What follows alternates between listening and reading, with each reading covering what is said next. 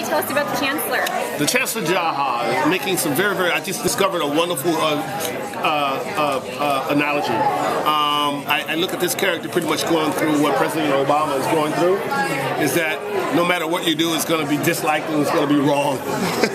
Someone's going to be upset, no matter what you do. No matter how good, right or wrong, it's going to be polarized, just because he is who he is. And that's pretty much how I feel about Chancellor Jaha. There's dynamics that may be more personal, maybe more intrinsic than extrinsic, and then there are dynamics that are going to be challenging for my character simply because, have you seen it, the pilot? Okay. Well, there's an assassination attempt. Oh yeah, you're in jeopardy, right? I was a little worried about that. Right off the bat, I appreciate the genius of that with Jason is because, like the book Team of Rivals and Abraham Lincoln, is that I already know there's treachery all around me. So I want to find out what that's going to look like in my eyelids, my lips, my nose, my face, my hand. What is that going to look like before a camera, knowing that there's an attempt on my life, and there's someone on the ship that okayed it, and it wasn't me. But having said that, I need every single person on that ship to be on the same page in spite of that, and how I can use my charisma or my intellect to win that dynamic over. It should be very challenging. If I remember correctly, you were pretty involved in the two previous campaigns. How has that experience translated into you doing this role? That's a very clever question. Yes. I've had my expectations of yes we can. I've had my hopes up, and I've been disappointed like every other American. But at the same time, I have to sit back and look at the position, look at the history of this country, and just be, really realistic about the history of this country.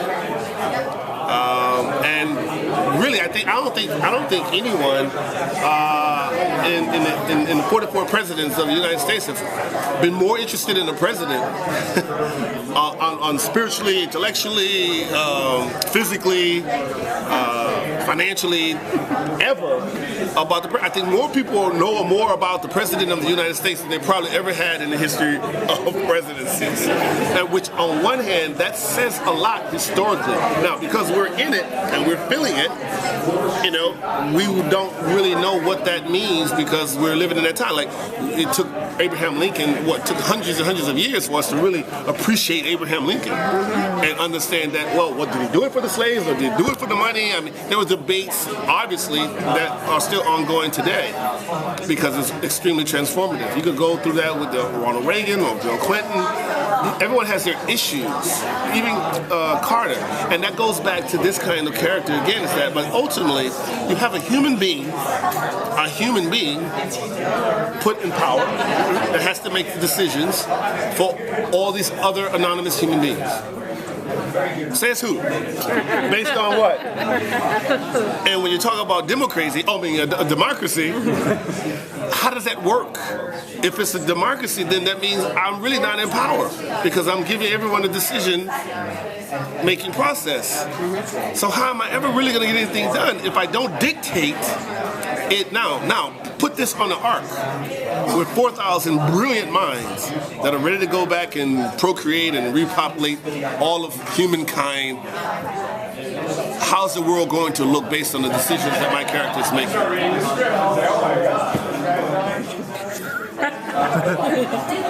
The heck with Obama's job, man. You know what I mean? And I've already been shot. Talk about fighting. Oh, Shanti, forgiveness. Like, well, I take it. So just call him up and say, "You're driving nothing compared to one." I may, let's get to the first. Let's see what the people say about the first 13 episodes, and then maybe hopefully I get a call from him. My job, if I do it right, I'll get a call from him and says, "Man, your job is tougher than mine." How much do you know about your character's backstory and how he became I just got it on the bus today. So obviously you're a master at it by now, right? You just read it on the way over. No, just fed to me verbally. So what can you tell us? I can't. I'm not really sure I'm in line with the background, but I'm okay. Well, maybe you could talk It about just makes things. It will enrich and enlarge my performance based on the information that Jason just revealed to me, because it shows who that person is. He is former military, I can give you that. So he's different than what you thought he was after the fight. I trust Jason Rothenberg so implicitly with his vision that I didn't care. I just trusted his writing. When I read that speech, that you didn't really get the full speech because it's broken up in the monitor on the pilot.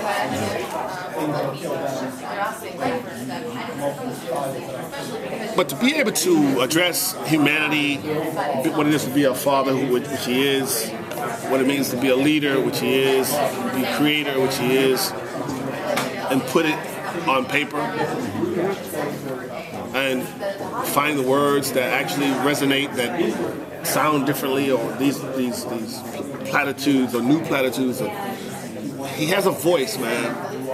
And I know what that looks like. I've been there with a person who was in a position like he was. No one knew who she was.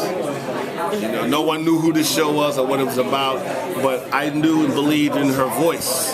And the rest is history. I feel that way about Jason. And to piggyback off of that, you have a pretty good track record with picking TV projects. I'm a picky bitch. People say, oh, I'm difficult. No, I'm picky. Where's he been? I'm just picky. I've always been that way. Because I love what I do, and I really believe that, you know, if I'm asking for you guys to watch me for 42 minutes, or if I dare now after a recession, ask you to come out and watch something that I'm doing for 95 minutes or 85 minutes and now pay almost $15, it is important to me as an artist to make sure, and I've made some missteps in some movies like Hood Rats that are out there, you know, but I'm you know, someone asked me what my biggest fear was. My biggest fear is not being believable by you. That's my biggest fear. If you don't believe, if I don't suspend your belief, then that means I haven't done my job. That means I've wasted your time. And that's why I try to, I'm very patient, I'll wait. So then what do you look? I don't, that's the key, I don't look. I stopped looking in this town, or that town. I let it find me. And like I said, I had this before, I had this thing for 3 weeks and I refused to read it because it was TV.